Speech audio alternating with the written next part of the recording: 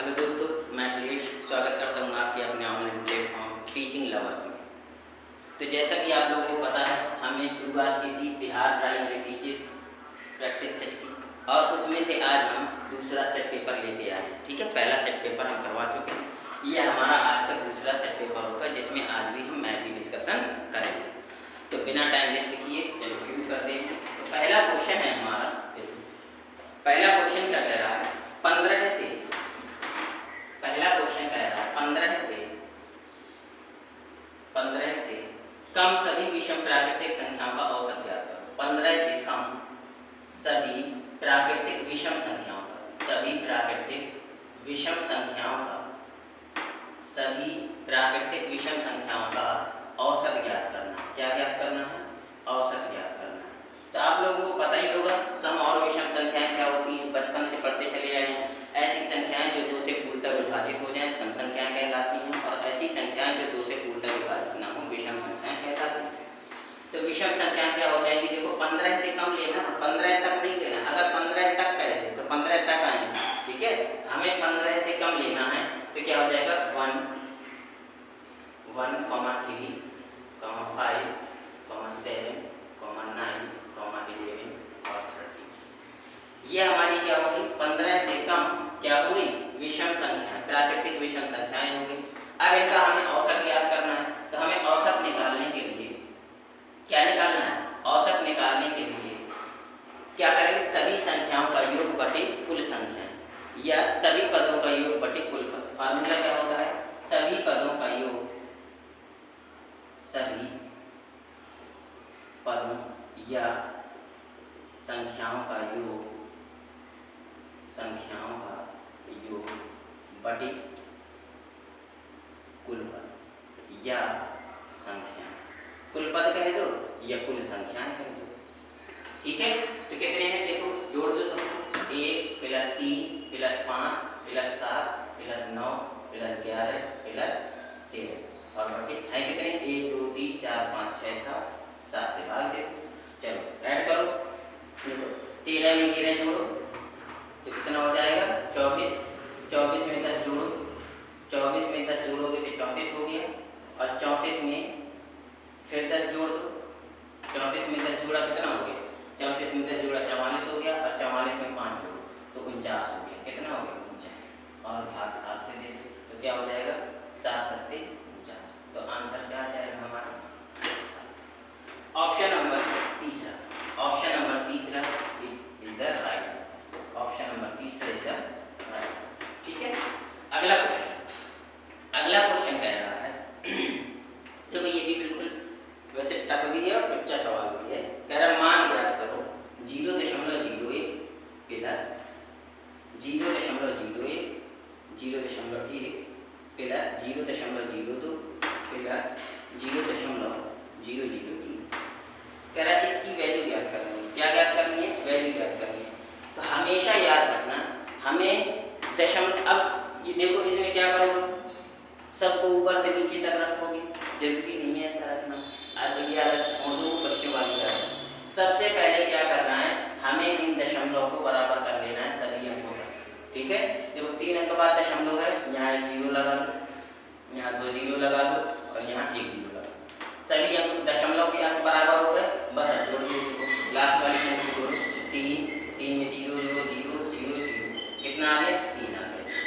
फिर 0 2 3, फिर 3 आ गया। अब इसको जोड़ो, 0 0 1, बस। फिर क्या आ गया? अब है नहीं, दशमलव लगा दो, 0। तो 0.133 क्या आ गया? 0.133। Option number 4 is the right answer. क्या आ जाएगा? Option number 4 is the right answer. समझ आई? समझ आई कि नहीं आई? अगर समझ आया है तो आप लोग समझ गए बाकी, ठीक है। चलो अगला सवाल।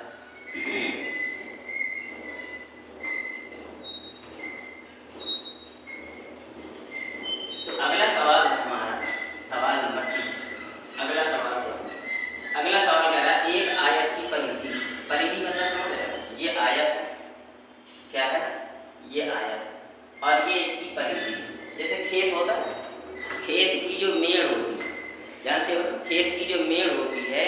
मेड़ को ही हम परिधि कहते हैं, जहाँ हम आजकल गायों से बचाने के लिए जहाँ हम तार बांध देते हैं। क्या बांध देते हैं? तार बांध देते हैं।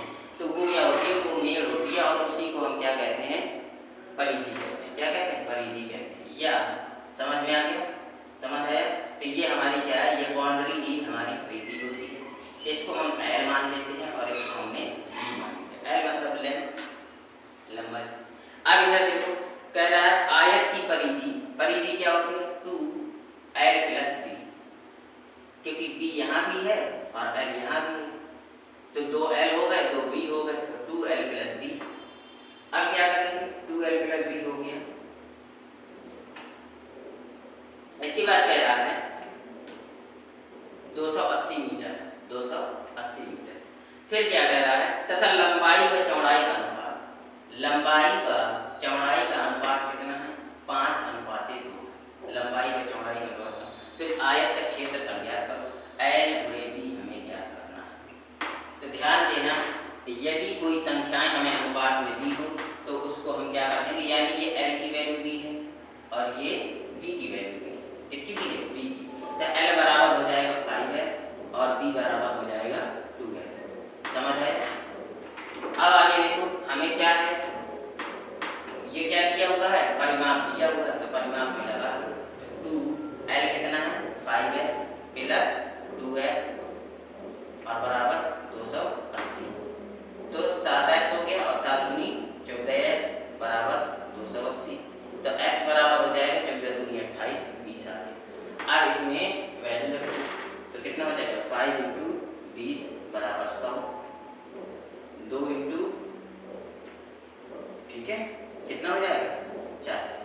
समझ आया? अब हमें क्षेत्रफल निकालना है, तो l गुणे b बराबर क्या हो जाएगा? 40, 100 गुणे 40 कितना हो गया? 4000 मीटर स्क्वायर। समझ आया? Option number 4 is the right answer. Option number 4 is the right answer. समझ आया कि नहीं आया? ठीक है, चलो अगला क्वेश्चन। अगला क्वेश्चन करते हैं। अगला क्वेश्चन है हमारा question number 14। Question number 14। Question number 14 कहता है, ये तो महाटुच्चा सवाल है। कह रहा है संख्या 8, 7, 4, 2, 1, 3 में 7 का स्थानीय मान ज्ञात करो। स्थानीय मान ज्ञात करो। क्या कह रहा है? Place value. चलो हाँ, और एक पूछता है फेस वैल्यू। प्लेस वैल्यू और फेस वैल्यू दोनों। तो प्लेस वैल्यू का मतलब होता है स्थानीय मान ज्ञात करना। ठीक है, क्या होता है? प्लेस वैल्यू का मतलब होता है स्थानीय मान और फेस वैल्यू का मतलब होता है आंतरिक मान। क्या होता है? उसका फेस वैल्यू। अब देखो, जब हम प्लेस वैल्यू निकालते हैं यानी उस जगह पर उसका कितना मान है, उस संख्या का उस स्थान पर कितनी वैल्यू है उसकी, वो होती है प्लेस वैल्यू। और फेस वैल्यू, भाई फेस वैल्यू क्या होती है? वो फेस में क्या लिखा हुआ है वही उसकी फेस वैल्यू। हम अखिलेश हैं तो हमारा फेस अखिलेश की तरह हो। तो फेस वैल्यू समझ में आया। और प्लेस वैल्यू देखो, अगर हमें 3 का प्लेस वैल्यू निकालना है तो 3 हो जाएगा। फिर अगर 1 का निकालना है तो ये कितना है? 2.5 के अनुपात है, तो 1 0 लगा देंगे। 2 का निकालना है तो 2, इसके बाद 2 अंक हैं तो 2 0 लगा लो। यानी इसकी जो प्लेस वैल्यू है ये कितना है? जैसे इकाई, ये होता है इकाई, ये होता है दहाई, सैकड़ा, हजार, 10,000 और लाख। ठीक है, क्या हो जाएगा? लाख। इकाई, दहाई, सैकड़ा, हजार, 10,000, लाख, फिर आगे 10 लाख आ जाएगा। तो देखो सैकड़ा का मतलब क्या है कि इसकी जो वैल्यू है, प्लेस वैल्यू, वो 200 है। इसका देखो, इसकी वैल्यू कितनी है? 4000। तो निकालने का तरीका क्या है कि जो संख्या की हमें प्लेस वैल्यू निकालनी होती है वो संख्या रख दो और जितने पीछे अंक हो उतने 0 लगा दो। ये तरीका होता है निकालने का। देखो 10,000 है तो यानी 74,000 हो जाएगा। कितना हो जाएगा? तो 7 लगा के, लेकिन इसकी वैल्यू क्या है? इसकी वैल्यू क्या है? 7 लगा के 4 0 लगा दो। कितना हो गया? 70,000। फिर इसकी वैल्यू क्या हो जाएगी? 8 लगा के 5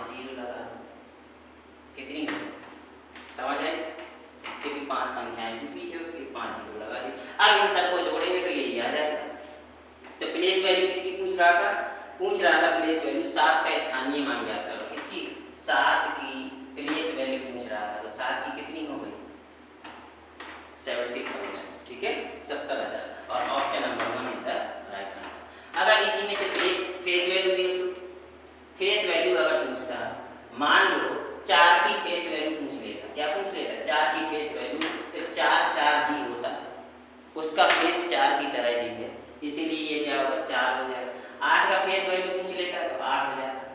यानी जिस संख्या, जो संख्या होती है उसकी फेस वैल्यू वही होती है। समझ आया? चल आगे बढ़ते हैं। अगला क्वेश्चन नंबर 5। क्वेश्चन नंबर 5वां कह रहा है 180 अंश कोण को कहते हैं। 180 अंश कोण को क्या कहते हैं? तो 4 ऑप्शन दिए हुए हैं। ऑप्शन है साधारण कोण, पहला ऑप्शन, दूसरा तीक्ष्ण कोण, तीसरा समकोण और चौथा मंद कोण। तो इसको साधारण कोण ही कहते हैं। क्या कहते हैं? साधारण कोण। अब साधारण कोण क्यों कहते हैं? क्योंकि ये एक सीधी रेखा में बनता है। कहाँ बनता है? सीधी रेखा में बनता है, इसलिए इसे क्या कहते हैं? साधारण कोण कहते हैं। 6वां क्वेश्चन, तो option number 1 is the right answer. Option number 1 is the right answer. कह रहा है 240 अगला क्वेश्चन है 240 का 2/5% प्लस 180 का 3/5% कितना होगा? सवाल है 240 का 2/5%, 180 का 3/5% कितना होगा? तो सबसे पहले प्रतिशत को छोड़ दो, 240 गुणे 2/5। ठीक है, समझ आया? और प्रतिशत, अब फिर प्लस लगा दो, फिर क्या हो जाएगा? 180 गुणे 3/5। समझ आया कि नहीं आया? प्रतिशत लगा है, हटाना है। प्रतिशत लगाने के लिए 100 से गुणा करते हैं और प्रतिशत हटाने के लिए 100 से भाग करते हैं। तो यहाँ हम क्या करेंगे? 1/100 करो और यहाँ भी 1/100 करो, प्रतिशत हट गया। अब देखो इसमें 100 कॉमन है, तो 1/100 हमने क्या लिया? कॉमन ले लिया। यहाँ क्या बचा? 5 चौको 20 और 5 अट्ठे 40 और 2 अट्ठे 16, 2 चौको 8 9 प्लस यहाँ क्या हो जाएगा? 180 है, तो इससे इसको काट दो। 5 तियां 15, 5 तियां 15 और 3 बचा 5 छका 30 और 3 छका 18 और 3 तियां 9 1 10। ठीक है, और 1/100 का हमने पहले ही भाग क्या ले लिया था? कॉमन ले लिया था। यहाँ क्या हो जाएगा? 8 6 14 की 4, ऐसे लगाइए 1 9 1 10 10 की 0 204। क्या हो गया? 204। अब 204 में 100 का भाग दे दो तो कितना आंसर आ जाएगा? 2.04। आंसर क्या आ गया? 2.04। Option number 2 is the right answer. Option number 2 is the right answer. ठीक है, चलिए अगला क्वेश्चन करते हैं।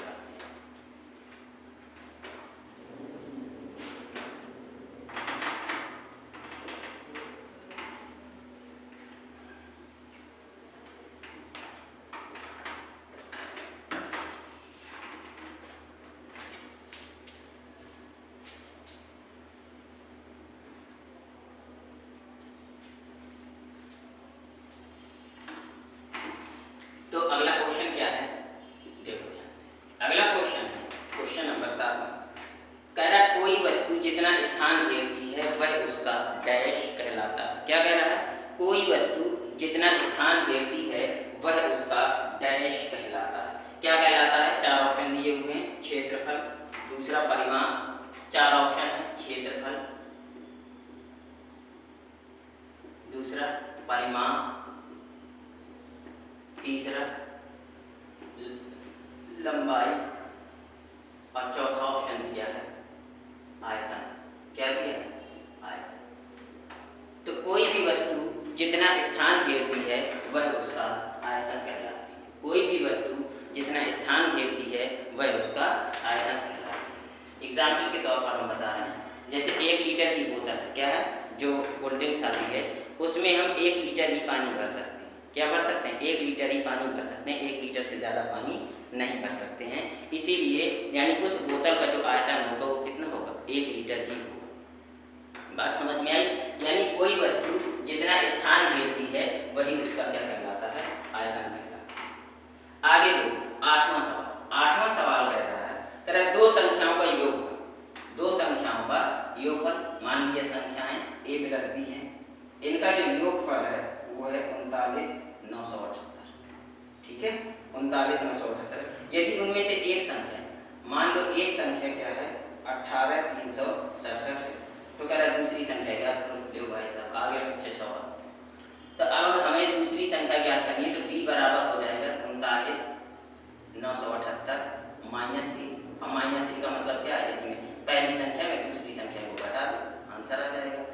7 में 8 में 7 गया 1, फिर यहाँ 1, 9 में 3 गया 6, फिर 9 में 8 गया 1 और 3 में 1 गया 2, यानी क्या आ जाएगा? 21,611। क्या आ गया? 21,611 इज द राइट आंसर। और 21,611 ऑप्शन नंबर 1 में है। Option number 1 is the right answer. क्या हो जाएगा? Option number 1 is the right answer. आगे है 9वां सवाल। 9वां सवाल कह रहा है 4, 12, 18। 4, 12, 18 का मासा ज्ञात करो। ले भाई साहब, मासा ज्ञात करवा रहे हैं। चलो करो मासा। क्या ज्ञात करना है? 4, 12, 18 का मासा ज्ञात करना है। करो करो करो करो, जल्दी करो। क्या आएगा? आंसर कमेंट बॉक्स में कर दे जाना। चलो, तो हमें क्या करना है? इसका मासा ज्ञात करना है। तो मासा ज्ञात करने के लिए मासा ज्ञात करेंगे, 2 से डिवाइड करो, 2 दूना 4, 2 छक्का 12, 2 नौ 18, बस हो गया। इसी यही इसका मासा हो जाएगा। क्या हो जाएगा? यानी 4, 12, 8 का जो मासा होगा, ठीक है, जो मासा होगा वो कितना होगा? 2। ठीक है, समझ आया? समझ आया? तो 9 का option number 4 is the right answer. क्या हो जाएगा? Option number 4 is the right answer. ठीक है, चलो अगर इसी का लासा ज्ञात करना होता तब क्या हो जाता? 4, 12, 18। अगर इसी का हमें लासा ज्ञात करना होता, क्या ज्ञात करना होता? लासा। तो क्या हो जाएगा? 2 दूना 4, 2 छक्का 12, 2 नौ 18। लासा इधर देखो ध्यान से, मासा में क्या करते हैं कि जब तक कट जाए तीनों एक संख्या से तब तक काटते हैं। अब देखो 2 से ये कट जाएगा, 2 से ये कट जाएगा, लेकिन ये नहीं कटेगा, बस काम खत्म। जब तक जितनी संख्याएं दी हैं और वो एक ही संख्या से कट रही हो तभी तक काटो, नहीं कट रही छोड़ दो, हो गया मासा। गुणा कर लो सभी। अब लासा में क्या होता है? लासा में भैया जब तक कट रहा है काटो, नहीं काट रहा जबरदस्ती काटो। देखो इसको काटो 2 से, 2 एकम 2, 2 3 6, 9 नहीं कट रहा 9 रखो। अब इसको 3 से काटो, 1 3 एकम 3, 3 3 9 और 3 से फिर काटो। यानी जब तक यहाँ 1 1 1 ना आ जाए तब तक इसको धज्जियाँ उड़ाते रहो। तो 2 दूना 4 और 4 तियाँ 12 और 12 तियाँ 36, यानी 36। लासा का मतलब क्या होता है? Least common multiple. एलसीएम होता है। एलसीएम का मतलब होता है लीस्ट कॉमन मल्टीपल। एक ऐसी संख्या, एक ऐसी मल्टीपल जो जिसमें इन तीनों का भाग चला जाए। क्या चला जाए? इन तीनों में भाग, इन तीनों का भाग चला जाए। एक ऐसी छोटी से छोटी संख्या कह रहा है। लासा का मतलब समझ रहे हो क्या होता है? एलसीएम। एलसीएम का मतलब होता है लीस्ट कॉमन मल्टीपल। एक ऐसा मल्टीपल, भाई मल्टीपल और हो सकते हैं, लेकिन एक ऐसा छोटा से छोटा मल्टीपल जिसमें 4, 12 और 18 का भाग चला जाए। और एचसीएफ का मतलब क्या होता है? एचसीएफ का मतलब होता है हाईएस्ट कॉमन फैक्टर। क्या होता है? हाईएस्ट। एक ऐसा फैक्टर, क्या कहता है? एक ऐसा फैक्टर जिसमें वह बड़ा से बड़ा फैक्टर, क्या कहलाता है? वह बड़ा से बड़ा फैक्टर जिसमें इन सब तीनों में भाग है, जिसका इन तीनों में भाग चला जाए। यानी 4 में भी भाग चला जाए और 12 में चला जाए, और जैसे 4 भी हो सकता है फैक्टर, है कि नहीं? 4 फैक्टर, लेकिन 4 का भाग नहीं जाएगा, चला जाएगा। तो सबसे बड़ा फैक्टर हमारा 2 ही हुआ।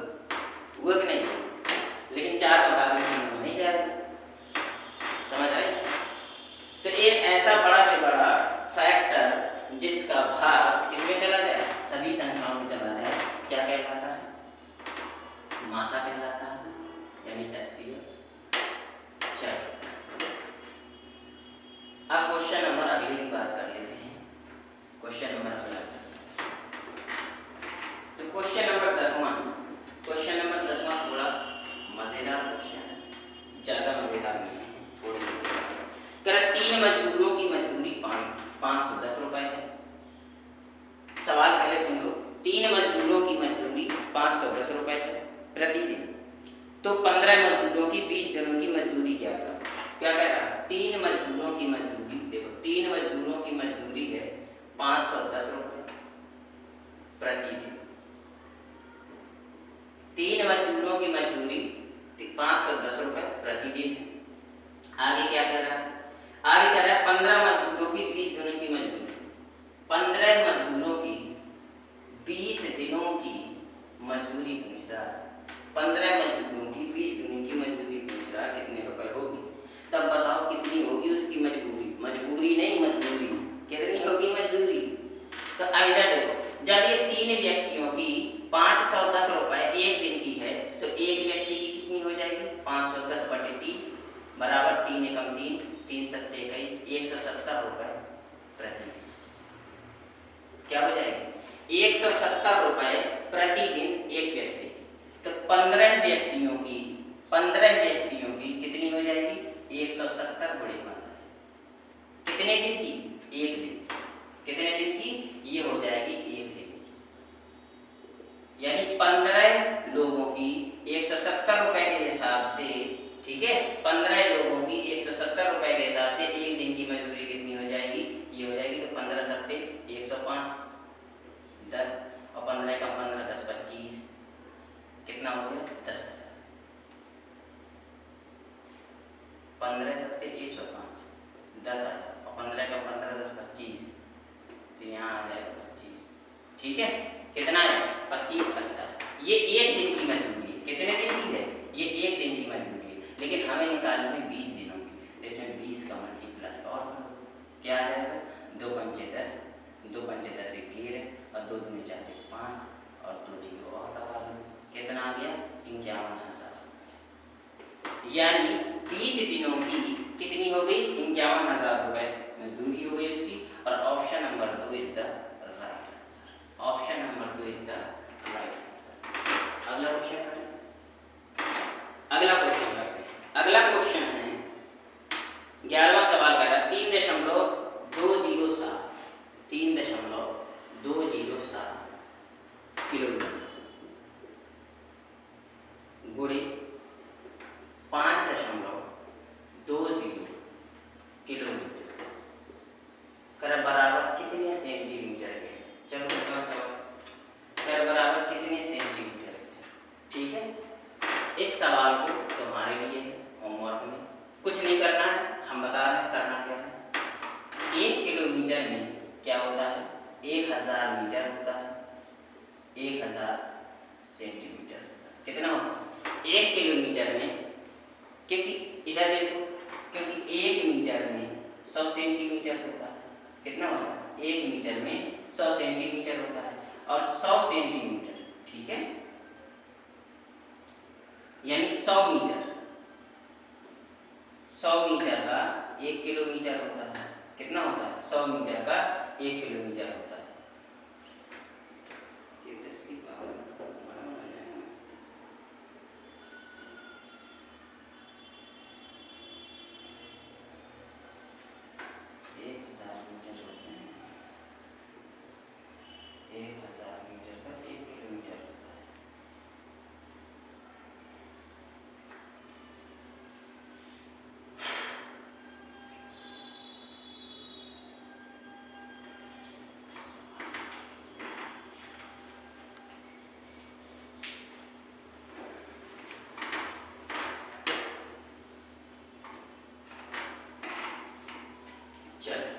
तो क्या कह रहा है? देखो सवाल है 3.207 किलोमीटर गुणे 5.20 किलोमीटर। अब इसको हमें क्या बताना है? सेंटीमीटर में इसको बताना है। किसमें बताना है? सेंटीमीटर में इसको बताना है। याद रहेगा? तब सीधी सी बात है, देखो 1 किलोमीटर में 1000 मीटर होते हैं। कितने होते हैं 1000 मीटर। और 1 मीटर कितना होता है, 1 मीटर में 100 सेंटीमीटर। कितने होते हैं 1 मीटर में 100 सेंटीमीटर होते हैं। अब इसको फटाफट घर से लगा के लिया ना बेटा। ऑप्शन नंबर हम बताए दे रहे हैं 16.6764। ऑप्शन नंबर दूसरा है 16.6764 गुणे 10⁻6। ऑप्शन नंबर तीसरा 67.1646। चौथा 67.1646। ठीक है, ये ऑप्शन है। ये सवाल घर के लिए है, घर से लगा के लाना।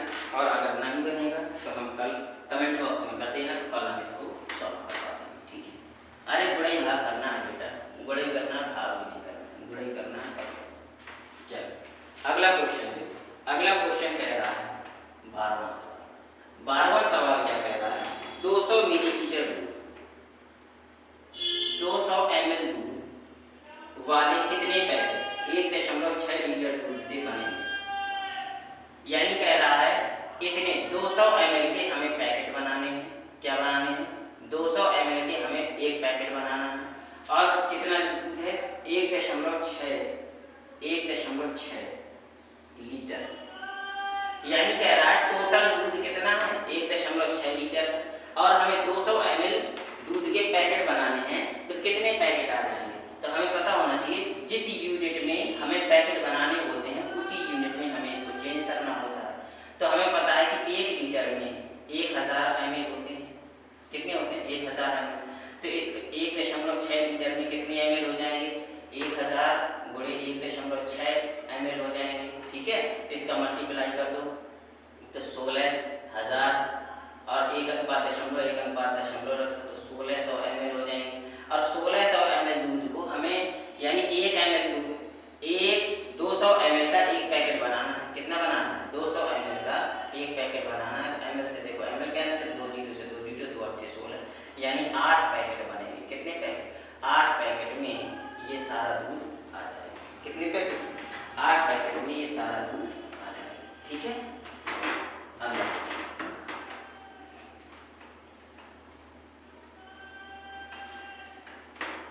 करें अगला question. Question number 13। Question number 13 5 अंकों की कुल संख्याएं कितनी है। 5 अंकों की कुल संख्याएं 5 अंकों की कुल कितनी संख्याएं हैं। ठीक है, कह रहा है 5 अंकों की कुल कितनी संख्याएं हैं। ये कितनी संख्याएं होती है तो 5 अंकों की कितनी संख्या होती है। तो 5 अंकों की सबसे बड़ी से बड़ी संख्या लिख लो। चलो ठीक है, जल्दी से बताओ 5 अंकों की कुल कितनी संख्या है क्या होंगी। 5 अंकों की कुल कितनी संख्याएं होंगी जल्दी से बताओ।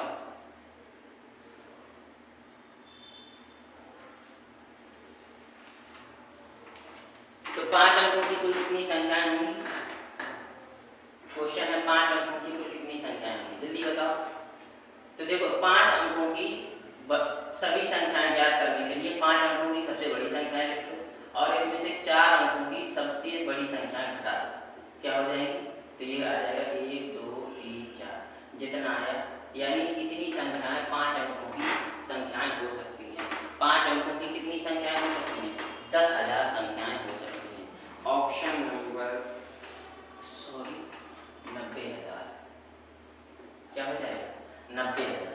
यानी 5 अंकों की कुल कितनी संख्याएं हो सकती हैं 5 अंकों की 90,000 संख्याएं हो सकती हैं। चलो तो अब इसमें इसको घटाओ।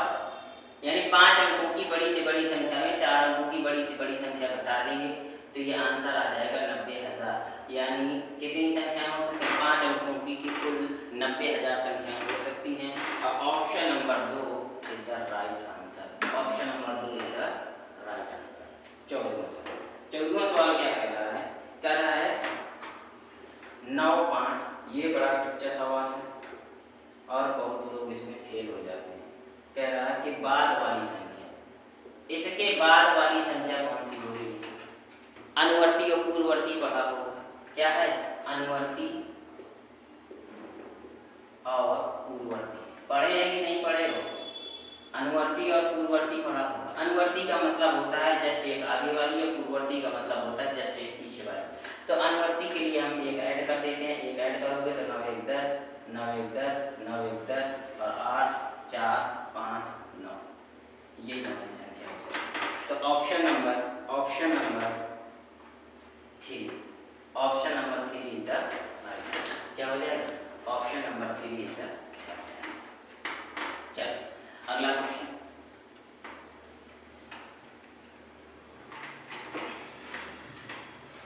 15वां सवाल। 15वां सवाल क्या कह रहा है? 15वां सवाल कह रहा है यदि a और b दो अभाज्य संख्याएं हैं, यदि a और b दो अभाज्य संख्याएं हैं तो उसका लासा ज्ञात करो। अभाज्य संख्याएं तो हमें लासा ज्ञात करना है। क्या ज्ञात करना है? लासा ज्ञात करना है। बताओ क्या हो जाएगा? यदि a और b ऐसी अभाज्य संख्याओं का मतलब ऐसी संख्याएं होती हैं जो एक दूसरे से क्या हो? विभाजित ना। क्या होती है? एक दूसरे से विभाजित ना, अभाज्य संख्या। समझ में आ गया? Prime number. यानी ये भी कह सकते हैं कि ऐसी संख्याएं जो केवल एक और स्वयं से विभाजित हो। क्या कह सकते हैं? ऐसी संख्याएं जो केवल एक और स्वयं से विभाजित हों और आपस में विभाजित ना हो। जैसे ये दोनों अभाज्य हैं तो आपस में एक दूसरे को विभाजित नहीं करेंगे। तो ऐसी संख्याएं जो एक और केवल स्वयं से विभाजित होती हैं क्या कहलाती हैं? अभाज्य संख्या। जैसे a बराबर मान लो 2 हो गया, b बराबर मान लो 3 हो गया। क्या हो गया? a बराबर 2, b बराबर 3। अगर हम इनका लासा निकालें तो लासा क्या निकालेंगे भाई? लासा हमारा यही निकलेगा ना, एलसीएम बराबर 2 × 3 बराबर 6। होगा कि नहीं होगा? अगर इसका हम एचसीएफ निकालें तो एचसीएफ क्या हो जाएगा? 2 और 3 का एचसीएफ 1 हो जाएगा। एक ही तो है कॉमन, जो कॉमन होता है वही होता है। समझ में आया? तो इसका एचसीएफ क्या हो जाएगा? 6। यानी हमें मल्टीप्लाई किया ना, लेकिन कह रहा है a और b अभाज्य संख्याएं हैं तो इनका लासा, तो हमें एलसीएम निकालना है a और b का। क्या निकालना है? a और b का एलसीएम निकालना है तो हो जाएगा ab। क्या हो जाएगा? ab। और एचसीएफ निकालना होता तो एचसीएफ निकालने के लिए हम क्या करते? 1 हो जाता आंसर। आंसर क्या हो जाएगा? 1। अभाज्य संख्याओं का जो एलसीएम होता है वो उनका गुणनफल होता है और जो एचसीएफ होता है वो हमेशा एक ही होता है। क्या होता है? हमेशा और हमेशा एक ही रहेगा। अगला क्वेश्चन 16वां क्वेश्चन। 16वां क्वेश्चन क्या कह रहा है? 16वां क्वेश्चन कह रहा है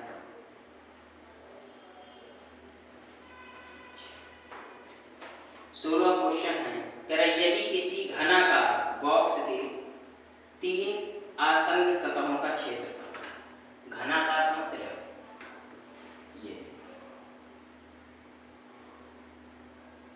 ये हमारा घनाकार बॉक्स है।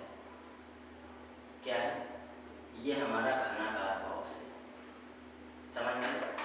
क्या है? ये हमारा घनाकार बॉक्स है। कह रहा 3 आसन्न सतहों का क्षेत्रफल, यानी 3 सतह का क्षेत्रफल। मान लो एक ये है, एक ये है और एक आगे वाली। क्या है? एक ये है और एक ये है और एक आगे वाली। ये पीछे वाली मान लो, ये तो पीछे वाली मान लो, ये वाली, ये वाली। तो तीनों का क्षेत्रफल दिया हुआ है। ठीक है? तीनों का क्या दिया हुआ है? क्षेत्रफल दिया हुआ है। मान लो इसका 120 है, 1 सेंटीमीटर स्क्वायर। फिर इसका कितना दिया है? इसका 72 दिया है और इसका कितना दिया है? इसका 60। ठीक है? यानी 120, 72 और 60। बॉक्स का संपूर्ण पृष्ठ क्षेत्रफल ज्ञात करो। क्या कह रहा है? बॉक्स का संपूर्ण पृष्ठीय यानी घन का संपूर्ण पृष्ठीय क्षेत्रफल पूछ रहा है। क्या पूछ रहा है? घन का संपूर्ण पृष्ठीय क्षेत्रफल। तो संपूर्ण पृष्ठीय क्षेत्रफल के लिए पता है क्या होता है? देखो, जो हमारा घन होता है ना, उस घन की जितना क्षेत्रफल इसका होगा, जितना क्षेत्रफल इस वाली सरफेस का होगा उतना ही क्षेत्रफल इस वाली सरफेस का होगा। जितना इसका होगा, जितना इसका होगा उतना ही इसका होगा और जितना ये सामने वाली का होगा। यानी मान लो एक बंद बॉक्स है, ये एक कमरे, जिस कमरे पर आप बैठे होंगे उस कमरे में 6 दीवारें होंगी। क्या होंगी? उस कमरे में 6 दीवारें होंगी और वही हमारा घनाकार होता है। क्या होता है? घनाकार होता है। तो एक फलक आपको सामने की ओर दिख रही होगी और एक फलक ये पीछे दिख रही होगी। एक फलक ये दूसरे ढंग से बना है, एक फलक ये दिख रही होगी, ये वाली, ये वाली, ये एक फलक हो गई और एक फलक ये पीछे वाली हो।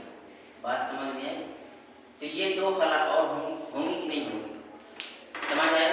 यानी जितना इसका होगा उतना ही इसका होगा, इस वाली फलक का, और जितना इसका होगा उतना ही इसका होगा, और जितना इस वाली का होगा, ये जो हम दूसरे रेड पेन से करते हैं, जितना इसका होगा उतना ही इस वाली का होगा, कितना हो उतना ही इस वाली का होगा। बात समझ में आ गई? यानी आमने सामने वाली।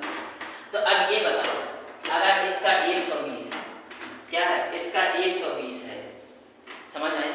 यानी इसका जो क्षेत्रफल है 120 है, तो इसमें 2 का गुणा कर दो तो सामने वाली का निकल आएगा, तो 12 दूनी 24, 240 हो गया।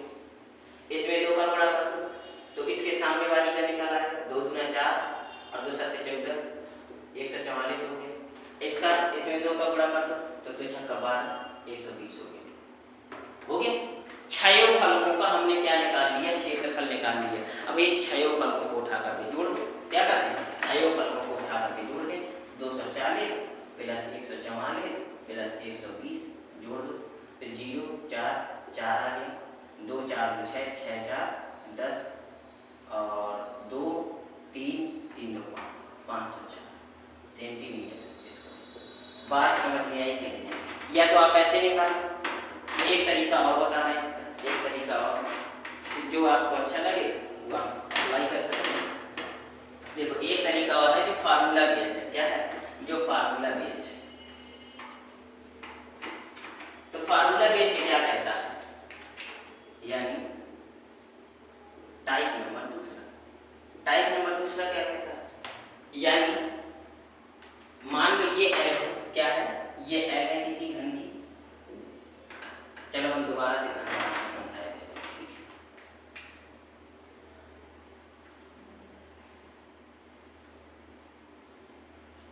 ये हमारा घन है, ठीक है।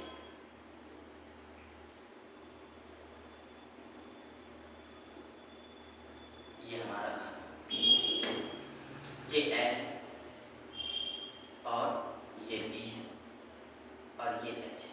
क्या है? ये H है। समझ आ गई? अब ध्यान से देखो, ये हमारी यहाँ से यहाँ तक L है और ये हमारी B है और ये हमारी H है। समझ आई? तो अब ध्यान से देखो, यानी अगर हमें इसका क्षेत्रफल निकालना है, इस पीछे वाली फलक का क्षेत्रफल निकालना है, इस वाली फलक का, तो जितना इस फलक का क्षेत्रफल होगा उतना ही इस फलक का क्षेत्रफल होगा। बात समझ में आई कि नहीं आई? क्योंकि ये आमने सामने की फलकें क्या होती हैं? आमने सामने की फलकें, जो घन होता है उसमें आमने सामने की फलकें सेम होती हैं। क्या होती हैं? सेम होती हैं।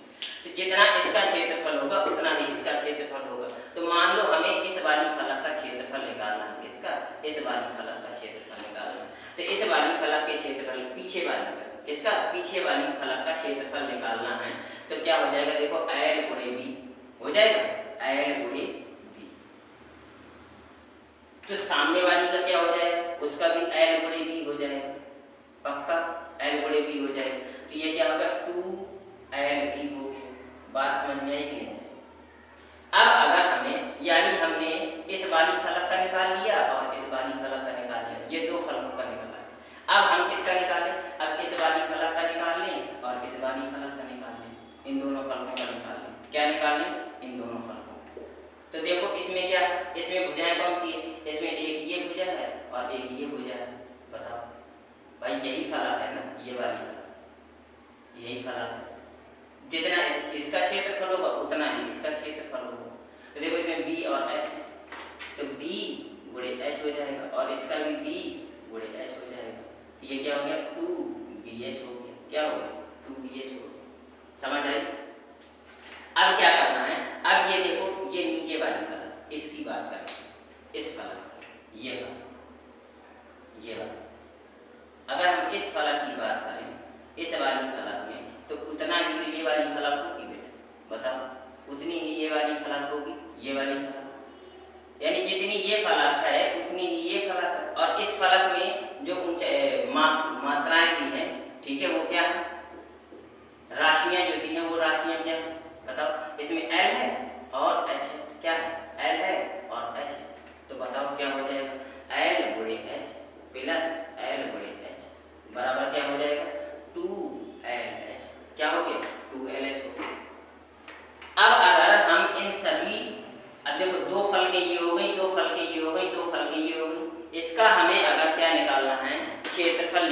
है। क्या निकालना है? क्षेत्रफल ही तो, क्षेत्रफल नहीं पूछ रहा बेटा, परिमाण पूछ रहा है। क्या पूछ रहा है?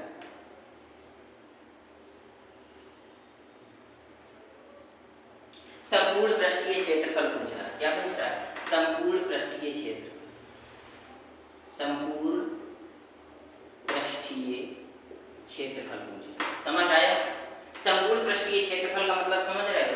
इसका क्षेत्रफल, इसका क्षेत्रफल, इसका क्षेत्रफल, इसका क्षेत्रफल, जो सामने वाली फलक है उसका भी और पीछे वाली फलक है उसका भी। तो बताओ ये क्षेत्रफल ही तो हमने निकाल लिए हैं, निकाल लिए कि नहीं निकाल लिए? बताओ। अब अगर हम इन देखो, दो फलकों का ये है, दो फलकों का ये है, दो फलकों का, अब सभी फलकों को जोड़ दो। क्या कर दो? सभी फलकों को जोड़ दो तो क्या हो जाएगा? 2LB plus 2BH plus 2LH। क्या हो जाएगा? 2LB। अब दो का कॉमन ले लो तो क्या हो जाएगा? LB plus BH plus LH। अब बस इस मान वैल्यू रख दो उठा के, इसको क्या मान लो? इसको मान लो इस वाले को, यानी जो 120 है, ये 120 को क्या मान लो? LB मान लो। इसको क्या मान लो? इस 72 को क्या मान लो? 72 को BH मान लो। और इस 60 को क्या मान लो? 60 को आप मान सकते हो LH। तो बस फार्मूले में रख दो। फार्मूले में जब रख देंगे तब भी आंसर वही आ जाएगा। जैसे फार्मूले में रख के देखें, LB प्लस BH और प्लस LH। ठीक है, तो अब देखो क्या हो जाएगा? 2LB कितना माना है? 120 प्लस BH को कितना लिया है? 72 और प्लस LB को या LH को कितना लिया है? 60। सबको जोड़ दो, क्या हो जाएगा? 2 120 और 60 180 हो गया। 180 और 70 तो 180 प्लस 70 180 और 72 2 8 7 15 252 हो गया। कितना हो गया? 252। और 252 में 2 का गुणा कर दो, 2 दूना 4, 2 पंचे 10, 2 दूनी 4 1 5, 504 सेंटीमीटर। ठीक है। और अगर आयत का घन का, अगर घन का संपूर्ण पृष्ठीय क्षेत्रफल ज्ञात करना हो, क्या करना हो? घन का अगर संपूर्ण आयतन निकालना हो तो सीधा कर देना L गुणे B गुणे H, तीनों भुजाओं का गुणनफल, ये होता है आयतन। और अगर संपूर्ण पृष्ठीय क्षेत्रफल निकालना हो तो सबसे आसान तरीका है, क्या है सबसे आसान तरीका? कुछ नहीं करना, सबसे आसान तरीका बताओ क्या हो सकता है? सबसे आसान तरीका, सबसे आसान तरीका हो सकता है L लिखो, B लिखो, H लिखो, लंबाई चौड़ाई ऊंचाई, लाइन से लिख दिया बेटा। ठीक है, चलो हम सबसे आसान तरीका बताए दे रहे हैं। संपूर्ण पृष्ठ निकालने का सबसे आसान तरीका, फार्मूला याद रखने की झंझट ही खत्म। क्या याद रखने की? फार्मूला याद रखने की झंझट ही। अगर हमें आयतन ज्ञात करना है तो आयतन के लिए हमने बता दिया, तीनों का गुणा कर दो। क्या कर दो? L, B और H। समझ आए? अगर हमें आयतन ज्ञात करना है तो आयतन के लिए सबका गुणा कर दो। और अगर हमें यही संपूर्ण पृष्ठ निकालना है, क्या निकालना है? संपूर्ण पृष्ठ निकालना हो तो संपूर्ण पृष्ठ के लिए कुछ नहीं करो, होगा सीधा से सीधा। देखो 2 लगा हुआ है उस टाइम L का गुणा B में कर दो तो LB हो गया, प्लस लगा दो, L का गुणा H में कर दो, LH हो गया। यही तो करते हैं प्रोसेस भाई। L का गुणा B में करो, L का गुणा H में करो और प्लस इस L का गुणा अब देखो L का गुणा किस में होगा? L का गुणा हमारा B में हो गया और L का गुणा H में हो गया। अब भाई यही दोनों तो बचे तो इन दोनों का आपस में गुणा कर दो, B का H में कर दो, बस यही। फार्मूला रखने की जरूरत नहीं है, LH होगा BH होगा कुछ भी हो। सबसे पहले क्या करना है? L का गुणा B में करो, फिर L का गुणा H में करो और फिर B का गुणा H में करो, आंसर आ जाएगा तुरंत। फार्मूला रटने की जरूरत ही नहीं। तो उम्मीद है ये समझ में आया होगा बेटा। अगर समझ में ना आया हो तो ठीक है, कमेंट बॉक्स में आप कमेंट कर दीजिएगा, हम इसको और अच्छे से, अब इससे अच्छा तो बेटा हम भी नहीं एक्सप्लेन कर सकते हैं। ठीक है दोस्तों, अगर समझ में आया हो तो अपने दोस्तों तक जरूर पहुंचाएं। चलो अगला क्वेश्चन पढ़ें। ठीक है, अगला क्वेश्चन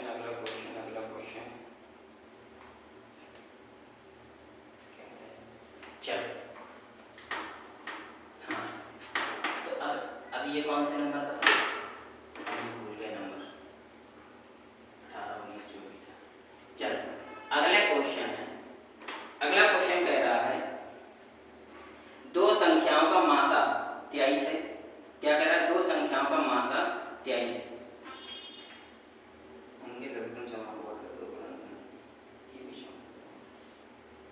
ठीक है, तो अगला सवाल देखो। अगला सवाल कह रहा है एक दुकानदार 5 पेंसिलों का एक पैकेट, एक दुकानदार है 5 पेंसिलों का एक पैकेट 12.5 रुपए में बेच देता है।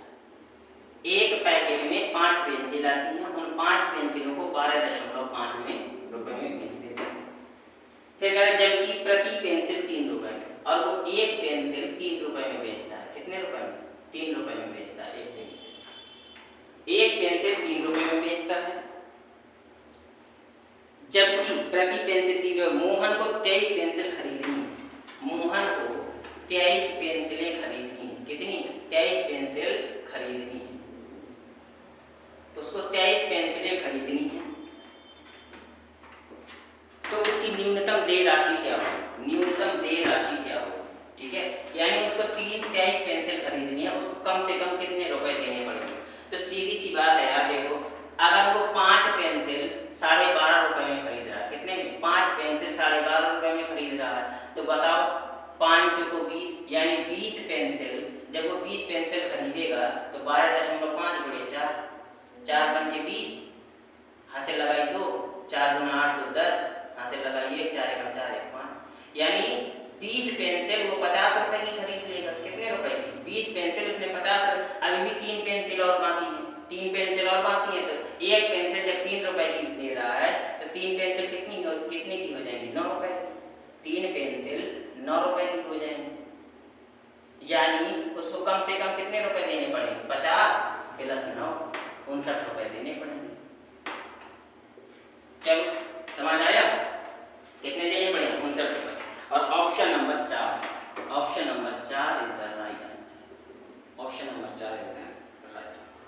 चलो अगला क्वेश्चन देखो। अगला क्वेश्चन और लास्ट क्वेश्चन, ठीक है, अगला क्वेश्चन और लास्ट क्वेश्चन है। कह रहा है यदि एक पतलून के लिए, ठीक है, पतलून वाले चाचा आ गए। कह रहा है यदि एक पतलून के लिए 1 मीटर 20 सेंटीमीटर कपड़े की आवश्यकता है, एक पतलून के लिए 1 मीटर प्लस 20 सेंटीमीटर कपड़े की आवश्यकता है, तो 10 पतलूनों के लिए कितने कपड़े की आवश्यकता होगी? तो कह रहा है ये एक पतलून के लिए, किसके लिए? एक पतलून के लिए। तो कह रहा है ऐसे ही 10 पतलून के लिए, 10 पतलून के लिए कितने की आवश्यकता पड़ेगी? तो भैया 10 मीटर प्लस 20 गुणे 10 सेंटीमीटर। बताओ यही होगा कि नहीं होगा? 1 गुणे 10, 1 मीटर गुणे 10 मीटर, यानी 1 का गुणा हमने 10 में कर दिया।